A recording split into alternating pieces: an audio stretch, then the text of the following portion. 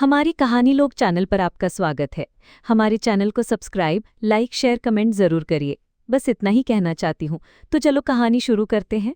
हमारी आज की कहानी है बेटे की चिट्ठी। गांव, संघर्ष, भावनाएं और एक बेटे का अधूरा वादा। गांव, वडगांव, हरियाली से घिरा एक छोटा सा गांव, जहाँ की मिट्टी में अब भी मेहनत की महक थी। उसी गांव में रहता था रामू, एक गरीब मगर ईमानदार किसान। दिन रात खेतों में पसीना बहाता था ताकि अपने इकलौते बेटे शिवा को पढ़ा लिखा सके। शिवा तेज था, माँ बाप का सपना था।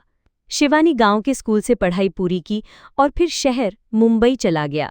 रामू और उसकी पत्नी गौरी ने उसे खुशी खुशी विदा किया। कई बार खेत गिरवी रखे, पैसे भेजे, लेकिन मन में बस एक ही उम्मीद थी, बेटा कुछ बन जाएगा, हमें गर्व करेगा। मुंबई का संघर्ष और सफलता।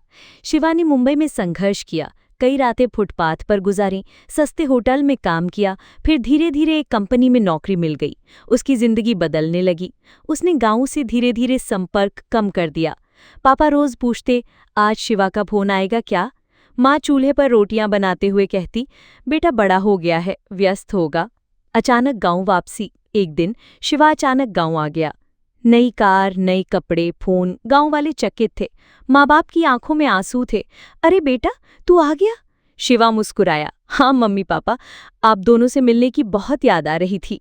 खुशी का माहौल था। फिर शिवा बोला, मैं शादी कर चुका हूँ। रामू चौंक गया। क्या बेटा, तूने शादी कर ली? हमें बताया तक नहीं, बुलाया भी नहीं। गौरी के हाथ से लोटा गिर गया।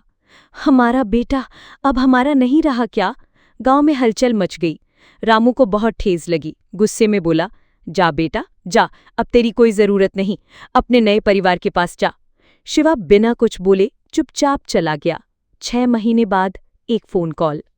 6 महीने बीते, कोई खबर नहीं। फिर एक दिन रामू के पुराने फोन पर घंटी बजी। पापा, मैं शिवा बोल रहा हूँ। रामू कुछ बोल ना पाया। शिवा बोला, पापा मैं जा रहा हूँ एक लंबी यात्रा पर, शायद अब कभी वापस ना आ सकूं, बस माफ कर देना। लाइन कट गई। रामू और गौरी की नींद उड़ गई। उन्होंने मुंबई जाने की ठान ली। मुंबई में सच्चाई। वो जैसे तैसे मुंबई पहुंचे। जिस पते पर शिवा ने कभी चिट्ठी भेजी थी वहां पहुंचे। पता चला शिवा अब इस दुनिया में नहीं रहा। एक सड़क दुर्घटना में उसकी मृत्यु हो गई।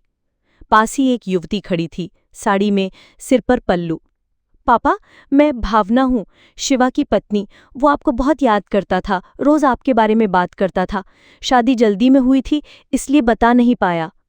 उसने एक डब्बा दिया। ये आपकी चिट्ठी और एक वीडियो मैसेज है जो उसने आपके लिए छोड़ा था। बेटे की चिट्ठी। आवाज कांपती है। प्यारे पापा और मम्मी, आपका शिवा यहाँ बहुत खुश है, लेकिन आपकी बहुत याद आती है। आपको बताया नहीं, गलती हुई, मगर कभी नहीं चाहा कि आपको दुख पहुंचे।